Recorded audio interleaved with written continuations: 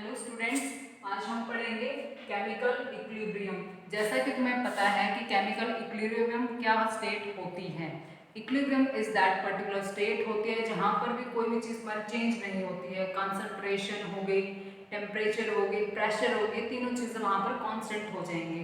या फिर simple language में बोले तो एक ऐसी स्टडी स्टेट होती है जहाँ पर तीनों जो तुम्हारे वेरिएबल्स होते हैं, कंसंट्रेशन, ठीक है, कंसंट्रेशन, प्रेशर, ठीक है, और तुम्हारा टेम्परेचर, ये तीनों चीजों क्या होती है, कांस्टेंट होती है। तो chemical equilibrium is a steady state होती है where concentration, pressure and temperature, ये तीनों क्या होती है, कांस्टेंट होती है। तो इस चीज को बोला जाता है इक्विलिब्रियम, ठीक है। स्टडी स्टेट नहीं होती, ये डायनामिक होती है। जैसा इक्विलिब्रियम जो स्टेट होती है उस पर रिएक्टेंट की कंसंट्रेशन और प्रोडक्ट की कंसंट्रेशन रिमेन सेम रहती है, ठीक है। जैसे हमारे पास रिएक्टेंट्स हैं, ये रिएक्टेंट्स किस में कन्वर्ट होंगे, प्रोडक्ट्स में कन्वर्ट होंगे, ठीक है। तो रिएक्टेंट जब प्रोडक्ट्स में कन्वर्ट होते हैं that means reaction is moving, और यही प्रोडक्ट क्या चले जाते हैं, फिर रिएक्टेंट में चले जाते हैं। दैट इज इक्विलिब्रियम, कि जो रिएक्टेंट की कंसंट्रेशन है जितनी थी उतनी ही रहती है, प्रोडक्ट की कंसंट्रेशन जितनी थी उतनी ही रहती है। उस कंडीशन को बोलते हैं chemical equilibrium. That means reactant और प्रोडक्ट की कंसंट्रेशन सेम रहेगी, तो पहली कंडीशन सेटिस्फाई, कि कंसंट्रेशन सेम होगी, प्रेशर भी इस तरह से वेरी करेगा, टेम्परेचर भी। यानी रिएक्टेंट्स और प्रोडक्ट्स की जो कंसंट्रेशन है, जो भी हमारे वेरिएबल्स है, वो क्या रहेंगे, कांस्टेंट रहेंगे, ना वो ज्यादा होंगे ना ही कम होंगे। एक सिंपल एग्जांपल हम बता देते हैं। जैसे घर में क्या करते हो, तुम नींबू पानी बनाते हो, ठीक है। तुमने क्या किया, शुगर को ऐड करना स्टार्ट किया वाटर में, वो शुगर क्या करेगी, डिजोल्व होना स्टार्ट हो जाएगी। जैसे तुम उसको क्या करोगे, डिजोल्व करना शुरू करोगे, जो भी तुम्हारा बीकर है उसमें तुमने पानी लिया और उसमें शुगर ऐड की, देन उसके बाद उसको डिजोल्व करना स्टार्ट किया तो वो डिजोल्व हो जाएगी। लेकिन एक ऐसी कंसंट्रेशन आएगी जब तुम शुगर ऐड करते रहोगे लेकिन वो शुगर डिजोल्व नहीं होगी। तो जब शुगर डिजोल्व नहीं हो रही है, अपनी नेक्ड आई से देखना कि तुम्हें वहां पर शुगर दिखाई देगी उस बीकर में, कि शुगर जितनी तुमने डाली है उतनी की उतनी तुम्हें दिखाई देगी। ऐसा इसलिए है कि तुम्हारी कौन सी कंडीशन आ गई, इक्विलिब्रियम की। दैट मीन्स जो तुमने रिएक्टेंट कंसंट्रेशन डाली वही रहेगी और प्रोडक्ट की कंसंट्रेशन भी वही रहेगी। बट कंडीशन इज दैट कि इक्विलिब्रियम जो होता है दैट इज डायनामिक होता है, दैट इज डायनामिक होता है, दैट इज मूविंग होता है, वो कभी स्टॉप नहीं होता है। तो इसमें हो क्या रहा है, जो तुमने शुगर ऐड की है, जो शुगर तुमने ऐड की थी वो कहाँ चलेगी, प्रोडक्ट में चलेगी। कहाँ चलेगी, प्रोडक्ट में। प्रोडक्ट क्या बन रहा है तुम्हारा, सॉल्यूशन, ठीक है, समझ रहे हो। रिएक्टेंट तुमने ऐड किया, दैट इज शुगर तुमने ऐड किया, जो डिसॉल्व हो गया इसका क्या बन गया, सॉल्यूशन बन गया। लेकिन जैसे यहाँ पर इक्विलिब्रियम आएगा, जैसे यहाँ पर इक्विलिब्रियम आएगा तो ये सॉल्यूशन की जो तुम्हारी शुगर थी वापस आ जाएगी इधर। दैट इज योर इक्विलिब्रियम, यानी शुगर जितने तुमने ऐड की थी उतने तुम्हारे प्रोडक्ट में कन्वर्ट हुई, यानी सॉल्यूशन बना, उसका मिक्सचर बना। उसके बाद ये सॉल्यूशन जो है वापस से इसमें जितने भी तुम्हारे पास शुगर थी इसमें वापस से किस साइड चली जाएगी, रिएक्टेंट साइड में। तो ये कंडीशन कौन सी है तुम्हारी, इक्विलिब्रियम कंडीशन। कौन सी कंडीशन है, इक्विलिब्रियम कंडीशन। तो इक्विलिब्रियम में हो क्या रहा है कि रिएक्टेंट्स प्रोडक्ट्स में जा रहे हैं, प्रोडक्ट रिएक्टेंट्स में जा रहे हैं। दैट मींस तुम यहाँ पर बोल सकते हो कि जो इक्विलिब्रियम की कंडीशन होती है दैट इज डायनामिक होती है, वो हमेशा ही चलती रहती है।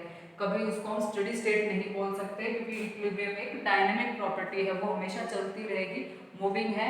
रिएक्टेंट से प्रोडक्ट में जाएगी, प्रोडक्ट से रिएक्टेंट में जाएगी, this is your equilibrium condition. तो वो हमेशा ही मूविंग होगी, ठीक है।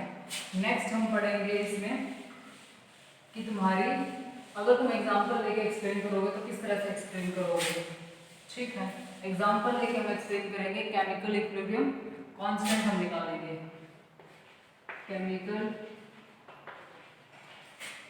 इक्विलिब्रियम कांस्टेंट, ठीक है। केमिकल इक्विलिब्रियम कांस्टेंट को हम K से रिप्रेजेंट करते हैं, ठीक है। केमिकल इक्विलिब्रियम कांस्टेंट जो है उसको हम K से रिप्रेजेंट करते हैं। अगर इसके सब्स्टिट्यूट में मैं लगा देती हूँ C, इसके सब्स्टिट्यूट में लगा देती हूँ P, तो इसका मीनिंग क्या है, यानी इक्विलिब्रियम कांस्टेंट है in terms of concentration, equilibrium constant है इन टर्म्स ऑफ प्रेशर। तो ये होगा कंसंट्रेशन के टर्म्स में और ये होगा प्रेशर के टर्म्स में। डिफरेंस पता चला दोनों में, ठीक है। ये नॉर्मल तुम्हारा एक इक्विलिब्रियम कांस्टेंट है। अगर मैंने इसके सबस्क्रिप्ट में C लगाया दैट मींस कंसंट्रेशन के टर्म्स में है, और ये P लगाया सबस्क्रिप्ट में तो ये क्या होगा, प्रेशर के टर्म्स में होगा, ठीक है। अब हम सबसे पहले पढ़ेंगे law of mass action. Equilibrium constant एक कांस्टेंट होता है जो तुम्हारे टर्म्स में यूज किया जाएगा, इसको हम अच्छे से एक्सप्लेन करेंगे एक लॉ लगा के, that is law of mass action. Law of mass action, mass action, ये लॉ लगाएंगे हम, उसके बाद हम डिटरमाइन करेंगे कि क्या होता है, ठीक है।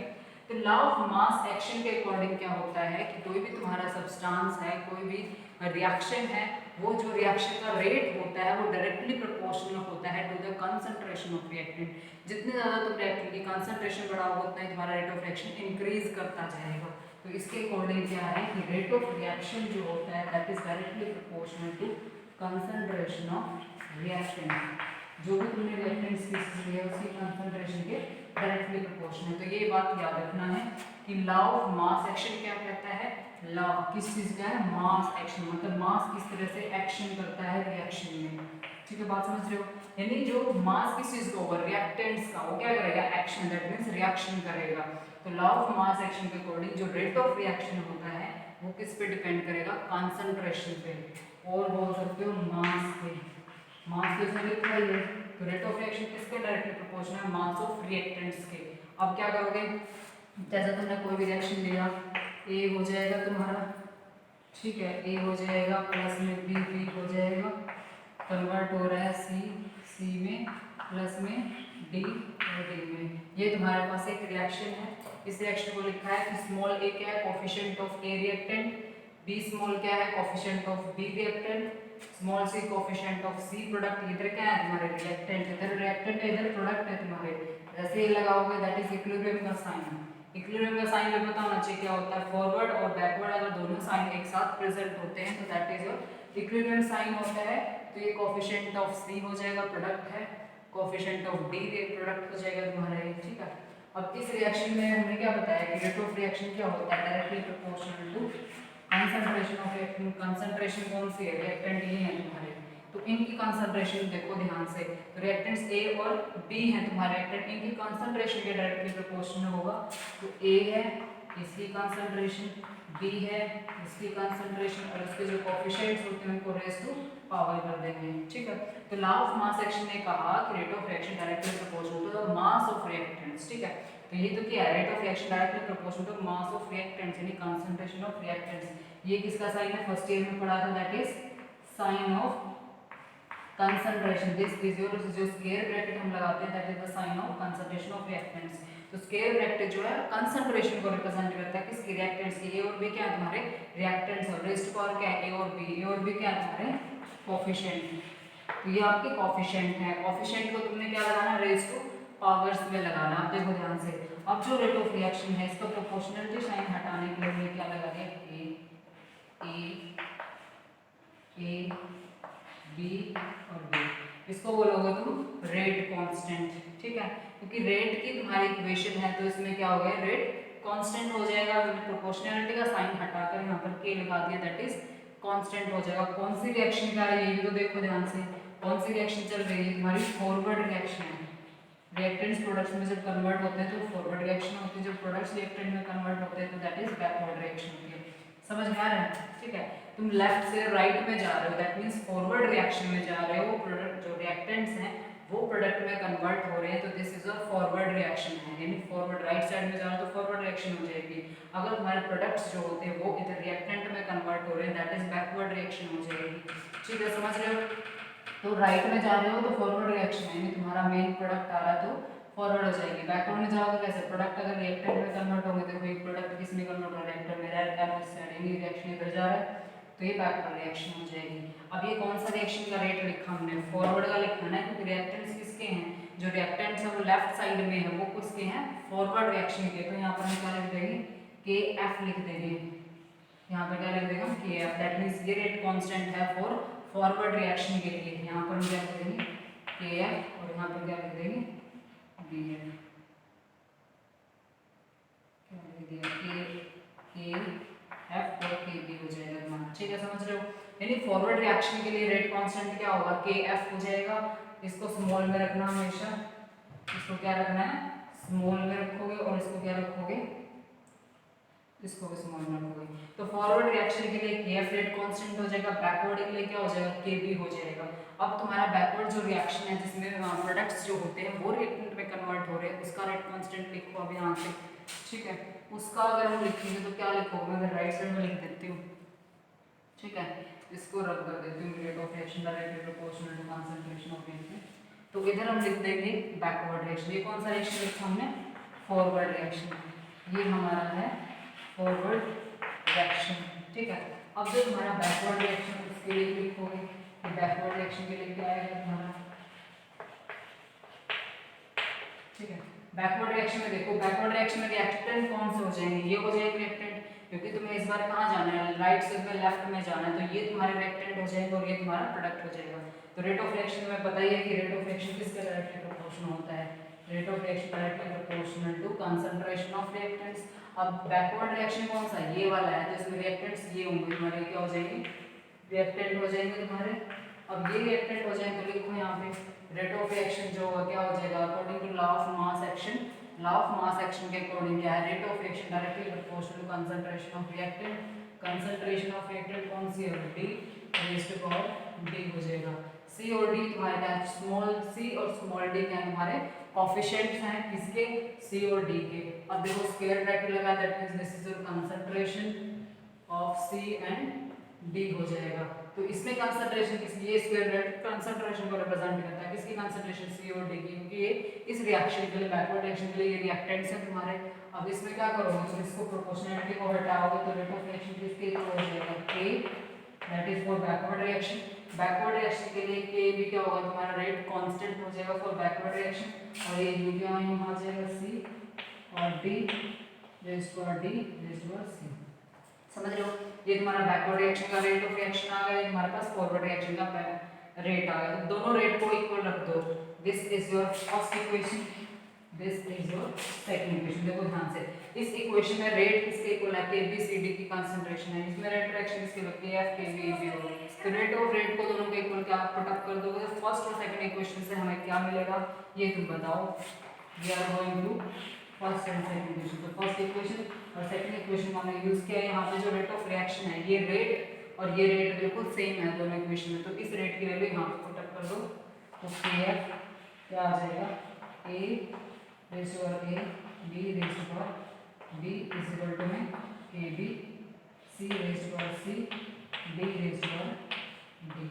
अब समझ में आ कुछ, यानी ये तुम्हारी फॉरवर्ड रिएक्शन है, ये तुम्हारी बैकवर्ड रिएक्शन, दोनों को हमने इक्वल रख दिया according to first and second equation. आप ध्यान से देखो, अब दोनों को डिवाइड कर दो, F डिवाइड बाय में KB equal to C upon में C D अपॉन में D raised to power A raised to power A और B raised to power B। समझ में आया। अब देखो ध्यान से, KF के नीचे हमें क्या लगे, KB को ले गए, KB को तो हम इस तरफ ले आए और AB को हम इसके नीचे लेके चलाए, तो क्या बचा, ऊपर तुम्हारा CD बचा, नीचे तुम्हारा AB बचा, रेज़्ड टू पावर कोएफिशिएंट्स, ठीक है। तो इसका जो रेशियो होता है, फॉरवर्ड रिएक्शन का रेट कांस्टेंट और बैकवर्ड रिएक्शन का जो रेट कांस्टेंट, दोनों के रेशियो को हम क्या बोलते हैं, के equilibrium, that is equilibrium constant, और ये बाकी एज इट इज आ जाएगा, ठीक है।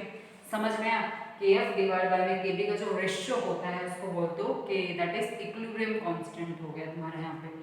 तो हमें क्या डिफाइन करना था, इक्विलिब्रियम कांस्टेंट की तो हमें निकालना था इस इक्वेशन में, वो हमने निकाल दिया है। यहाँ पे क्या आया, वही तो पढ़ना था तुम्हें कि रेट ऑफ रिएक्शन तुम्हारा क्या आया, यहाँ पे ध्यान से देखो क्या आया रेट ऑफ रिएक्शन। तो इक्विलिब्रियम कांस्टेंट के इक्विलिब्रियम किसके इक्वल हो गया, के फॉरवर्ड डिवाइड बाय में केबी। तो ये जो रेशियो होता है फॉरवर्ड रिएक्शन का रेट कांस्टेंट और बैकवर्ड रिएक्शन का जो रेट कांस्टेंट है, इन दोनों के रेशियो को हम क्या बोलते हैं, इक्विलिब्रियम कांस्टेंट, ठीक है। तो इक्विलिब्रियम कांस्टेंट को डिफाइन कर सकते हो, rate of forward reaction divide by rate constant of backward reaction, दोनों के रेशियो को हम क्या बोलेंगे, के इक्विलिब्रियम कांस्टेंट बोलेंगे, ठीक है। उसके बाद हम पढ़ेंगे हमारे पास केमिकल पोटेंशियल क्या होता है, ठीक है। केमिकल पोटेंशियल देखेंगे एक बार। केमिकल पोटेंशियल जो होता है उसको म्यू आई से रिप्रेजेंट किया जाता है। केमिकल पोटेंशियल केमिकल पोटेंशियल को म्यू आई से रिप्रेजेंट किया जाता है, ठीक है।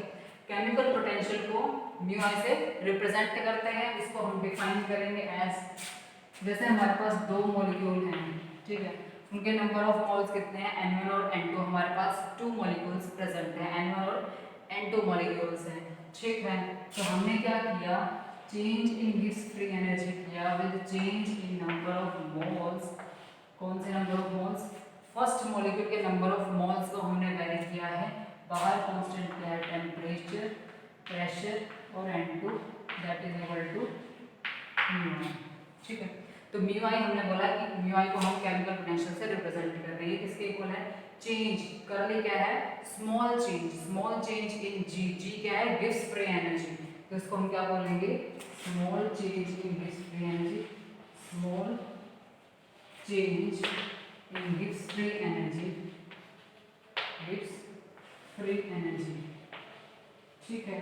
स्मॉल चेंज इन गिव्स free energy with number of moles, with number of moles, ठीक है, एट कांस्टेंट क्या है, टेम्परेचर है, प्रेशर है और other number of moles constant है, ठीक है। तो तुम कैसे डिफाइन कर सकते हो mu I that is chemical potential को, चेंज इन गिव्स free energy with change in number of moles, दो मॉलिक्यूल्स है उसमें से एक के नंबर ऑफ मोल्स को तुम वेरी कर रहे हो at constant temperature, pressure and second number of moles, ठीक है। तो इसको हम बोलेंगे केमिकल पोटेंशियल। केमिकल पोटेंशियल जो होता है उसको हम कई चीज़ों में रिप्रेजेंट कर सकते हैं, बट मेन फॉर्मूला इसका यही है कि चेंज इन गिव्स free energy with change in number of moles is called the chemical potential, इसको हम बोलेंगे केमिकल पोटेंशियल, ठीक है। नेक्स्ट हम पढ़ेंगे relation between KP and KC. Kp और केसी में क्या रिलेशन है उसको हमने यहाँ पर डिफाइन करना है, जो तुम्हारे एग्जाम में काफी पूछा जाता है, ठीक है। तो रिलेशनशिप बिटवीन में केपी एंड केसी तुम्हारे पास आ जाएगा, relationship between KP and KC, KP and KC, KP and KC में तुमने यहाँ पर रिलेशनशिप को फाइंड आउट करना है, जैसे तुम्हारे पास याद रखेगा, ठीक है। इसको याद रखना नहीं है बिल्कुल, इसको सॉल्व करना है, इसके बाद तुम्हें आराम से याद हो जाएगा, ठीक है। एक बात और याद रखो, जो तुमने अभी हम डिफाइन कर देते हैं कि केपी और केसी क्या होता है, ठीक है, और दूसरा हम बता देंगे के ए बी क्या होता है, ठीक है। सबसे पहले बताएंगे केपी क्या होता है, उसके बाद केसी क्या होता है, ठीक है। हमने क्या किया, हमारे पास के इक्विवेलेंट कांस्टेंट क्या आया था, that is equal to C D D A B B, ठीक है। हमने कहा था कि equilibrium constant is equal to product of concentration of products divided by products of concentration of reactant, समझ में आ रहा है, इनके बीच में क्या है, डॉट प्रोडक्ट है, क्या है, डॉट प्रोडक्ट है, मल्टीप्लाइड है दोनों, ठीक है। इक्विलिब्रियम कांस्टेंट को रिप्रेजेंट कैसे करोगे, product this one is your product यानी मल्टीप्लाई, यानी product of concentration of products divide by products of concentration of reactants, इसको बोलते हैं केमिकल इक्विलिब्रियम, ठीक है। अब हमने क्या लिख दिया, जो इक्विलिब्रियम कांस्टेंट है उसके जगह हमने P लिख दिया और हमने सबस्क्रिप्ट में C लिख दिया। P का मतलब ये कि प्रेशर के टर्म्स में हम लेंगे और C का मतलब कंसंट्रेशन के टर्म्स में, देखो कैसे लिखोगे, प्रेशर हो जाएगा यहाँ पर C D D T A B, ठीक है। अब हमने क्या बोला कि इक्विलिब्रियम कांस्टेंट होगा इन टर्म्स ऑफ प्रेशर, तो वहां पर तुमने जो स्क्वायर ब्रैकेट दिया कंसंट्रेशन के लिए लिया था, अब यहाँ पर प्रेशर होगा, दैट मींस यहाँ पर तुम कंसंट्रेशन टर्म नहीं ले सकते, तुम्हें प्रेशर मेजर करना है। तुम्हारे जो रिएक्टेंट मॉलिक्यूल्स हैं वो गैसेस में प्रेजेंट है, गैसेस में होगा तो उनका क्या होगा, तुम्हारे पास प्रेशर ही होगा, तो इनका तुम क्या ले लोगे, यहाँ पर प्रेशर तुम इनका ले लोगे, तो ये प्रेशर के टर्म्स में हो जाएगा, तो पीसी होगा, ये देखो सबस्क्रिप्ट में हमेशा लार्ज वाला रखना है, सबस्क्रिप्ट में सी और डी आउटपुट तुम्हारे कोफिशिएंट, ये बात याद रखो, जो सुपरस्क्रिप्ट होगा वो हमेशा ही तुम्हारे कोफिशिएंट होंगे, सी और डी कोफिशिएंट है, ए और बी तुम्हारे पास क्या कोफिशिएंट है, इसको कोफिशिएंट लिखना है। अब कंसंट्रेशन के टर्म्स में अगर तुमसे पूछा जाता है तो इसको कंसंट्रेशन टर्म्स की भी फॉर्म में रिप्रेजेंट कर सकते हो, कैसे देखो, तो केसी क्या हो जाएगा फिर तुम्हारा, कंसंट्रेशन टर्म्स में बोला है तो सी लिख दो, कुछ नहीं सी लिख दो, ठीक है। अब देखो यहाँ पर प्रेशर है 4 P लिखे हुए हैं, यहाँ पर 4 C लिखे हुए, कुछ नहीं करना, 4 P लिख दो 4 C लिख दो। प्रेशर के टर्म्स में तो 4 P आ जाए, कंसंट्रेशन के टर्म्स में 4 C आ जाए, कुछ भी नहीं, उसको वैसे भी लिख सकते हो, small c c d d। Superscript और सबस्क्रिप्ट लगाना कुछ भी नहीं, सुपरस्क्रिप्ट हमेशा स्मॉलर रहेंगे, कोफिशिएंट रहेंगे, a हो जाएगा b हो जाएगा b हो जाएगा, ठीक है। अब देखो अगर तुमने मोल फ्रैक्शन के टर्म्स में निकालना है तो अलग आ जाएगा, तुम्हारे पास एक्टिविटी में निकालना है तो a आ जाएगा इसमें। ये तुम्हारी एक्टिविटी होती है, एक्टिविटी क्या होती है, एक्टिव कंसंट्रेशन ऑफ रिएक्टेंट्स होती है, उसमें a लगा दो, बड़े a लगा दो, इसमें क्या लगाओगे, बड़े a लगा दो 4, सब ऐसे ही रखना है। सब्स्क्रिप्ट में जो भी प्रेजेंट होगा वही तुम्हारा, उसी के टर्म्स में तुम्हारा रेट जो इक्विलिब्रियम कांस्टेंट है उसी की टर्म्स में हो जाएगा। अब हमें क्या निकालना है, रिलेशनशिप निकालना है इन दोनों के बीच में, इन दोनों के बीच में रिलेशनशिप क्या है, ठीक है। इन दोनों के बीच में जो रिलेशन होगा वही हमें यहाँ पे फाइंड आउट करना है, ठीक है। तो यहाँ पर Kc क्या था हमारा, C raise to power C A B C D C, ठीक है। अब हम इन दोनों के बीच में रिलेशनशिप निकालना चाहते हैं। रिलेशनशिप निकालने के लिए करना क्या है, कुछ खास नहीं, प्रेशर का जो फॉर्मूला होता है P = nRT, उसको हम यहाँ पर पुटअप करेंगे। आइडियल गैस इक्वेशन पता है ना सबको कि आइडियल गैस इक्वेशन क्या होती है, आइडियल गैस इक्वेशन इक्वल में क्या होती है, Pv = nRT, ठीक है। यहाँ पे क्या करो, प्रेशर को यहाँ रखो, n/v हो जाएगा 1/RT, this one is your. तो ये आइडियल गैस इक्वेशन होती है, Pv = nRT होता है, ठीक है। प्रेशर को इन्हें रखा तो यहाँ पे नंबर ऑफ मोल्स है, number of moles divide by volume हो जाएगा, मल्टीप्लाई RT हो जाएगा, ठीक है। Number of moles divide by volume जो होता है दैट इज हमारी कंसंट्रेशन होती है, ये तुम्हारी क्या होती है, concentration. Number of moles divide by volume है दैट इज हमारी कंसंट्रेशन। तो इस इक्वेशन को फर्दर लिख सकते हैं, प्रेशर = CRT, ठीक है। तो यहाँ पे तुम्हें क्या करना है, जो तुम्हारे पास कंसंट्रेशन C है उसको रिप्लेस कर दोगे P/RT से, ठीक है। तो C = में क्या हो जाएगा, P/RT, समझ रहे इस बात को। तो Pv = nRT इक्वेशन है that is ideal gas equation, इसमें से प्रेशर निकाला है ना, v क्या हो जाएगी, कंसंट्रेशन C हो जाएगी, RT मल्टीप्लाई है, और यहाँ से हमने C निकाल लिया है, C = में क्या हो जाएगा, P/, ये नीचे चला जाएगा P/RT, तो P/RT क्या हो जाएगी हमारी कंसंट्रेशन। तो जहाँ पर भी C लिखा हुआ है वहाँ पर क्या कर दोगे तुम, P/RT। देखो जहाँ पर भी इस इक्वेशन को ध्यान से देखो, C है इसमें, तो C की जगह क्या लिखेंगे, P/RT, ठीक है, जो हमें इक्वेशन मिली है। तो ये याद रखना है, यहाँ पर इसकी हम वैल्यूज पुटअप कर देंगे और कुछ खास इसमें नहीं करना है। देखो इस इक्वेशन को देखो, KC क्या करोगे, P/RT लिखना है, P/RT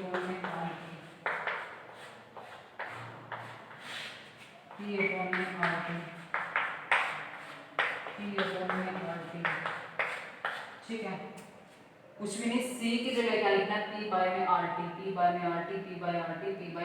ठीक है। समझ में आ रहा है, C की जगह क्या लिखना है, क्योंकि C की हमने वैल्यू निकाली है। सबस्क्रिप्ट में जो है वो लिखो, सुपर में जो है, तो C D A B, ठीक है। कुछ भी नहीं किया, C की जगह सिर्फ P/RT रखा है और उसके सुपरस्क्रिप्ट और सबस्क्रिप्ट अपनी पोजीशन पे रखे हैं, और कुछ खास हमने इसमें नहीं किया है, ठीक है। अब ध्यान से देखो इस इक्वेशन को, अब क्या कर सकते हो, P वाली इक्वेशन को बाहर निकाल लो। P वाली इक्वेशन अगर हमने यहाँ से बाहर निकालेंगे तो क्या आएगा, P ये क्या था, C था, 1/, में क्या है, RT, और यहाँ पर भी क्या आ जाएगा, 1/RT,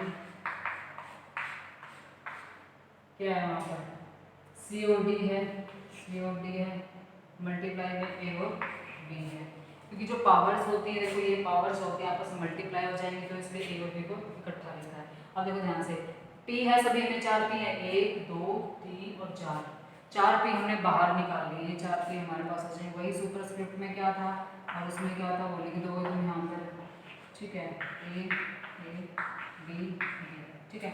उसमें जहाँ पर भी प्रेशर है, चारों प्रेशर को हमने बाहर निकाल लिया और यहाँ पर ऐसे लिख दिया है। ये क्या बचा, 1/RT, 1/RT, 1/RT, 1/RT, 1/RT हमने हर जगह लिख दिया है, ठीक है। अब जो इसकी 1/RT इसकी जो पावर्स होती है मल्टीप्लाई हो जाएगी, इसकी पावर्स क्या होंगी, मल्टीप्लाई में हो जाएगी, ठीक है। ये बात समझ में आ गई, तो यहाँ पर 1/RT निकाले और पावर्स लिख दी हमने इसकी, ठीक है। उसके बाद ये बात ध्यान रखो, ये किसके ऊपर आया है, ये तुम्हारा है Kp। ध्यान से देखो, प्रेशर के टर्म्स में इक्विलिब्रियम कांस्टेंट है, दैट इज Kp। प्रेशर है ये तुम्हारा सब्सक्रिप्ट में, तो ये भी तुम्हारे किसके इक्वल हो जाएगा, Kp। Kp is equal to P। ये सारी पूरी प्रेशर की टर्म, ये भी पूरी प्रेशर की टर्म, तो इसके इक्वल हम क्या रख सकते हैं, Kp। ये Kp के इक्वल हो जाएगा, तो ये क्या आ जाएगा, Kc इज इक्वल टू में Kp हो जाएगा 1 बाय में RT हो जाएगा, ठीक है। इसको ऊपर ले जाओ, ऊपर ले जाओगे तो क्या हो जाएगा, CD माइनस में AB हो जाएगा, CD माइनस में AB हो जाएगा। समझ में आ रहा है? जो भी एक कोफिशिएंट तुम्हारे पास है, इन कोफिशिएंट को ऊपर लेके जाओ, क्योंकि यहाँ प्लस में है, ऊपर आ गया माइनस में हो जाएगा, तो CD माइनस में AB हो जाएगा, RT दोनों में कॉमन, ठीक है। उसके बाद देखो ध्यान से, ये RT को उधर ले जाओ तो क्या बचेगा, Kp इज इक्वल टू में Kc RT डेल्टा N। यही तुम्हें प्रूफ करना था। डेल्टा N होता है coefficient of product, coefficient of product minus में कोफिशिएंट ऑफ रिएक्टेंट, ठीक है। अब देखो ध्यान से, डेल्टा N मैंने यहाँ पर लिख दिया, यानी RT को उधर ले जाओगे, सिंपल सी बात है, RT को उधर ले जाओगे, इधर ले जाओगे RT को, क्या बच जाएगा, Kp। तो Kp इज इक्वल टू क्या हो जाएगा, Kc RT 1 बाय RT हो जाके RT हो जाएगा, that is RT raised to delta N। Delta N क्या है, प्रोडक्ट के कोफिशिएंट माइनस में रिएक्टेंट के कोफिशिएंट, समझ रहे हो क्या है, डेल्टा N क्या है तुम्हारा, change in number of coefficient है। CD माइनस में AB, CD किसके हैं, कोफिशिएंट प्रोडक्ट्स के हैं, AB कोफिशिएंट किसके हैं, रिएक्टेंट्स के हैं, that will be coefficient of product minus में कोफिशिएंट ऑफ रिएक्टेंट। यही तुम्हें इसमें पढ़ना था, that is relationship between Kp and Kc। Thanks for watching.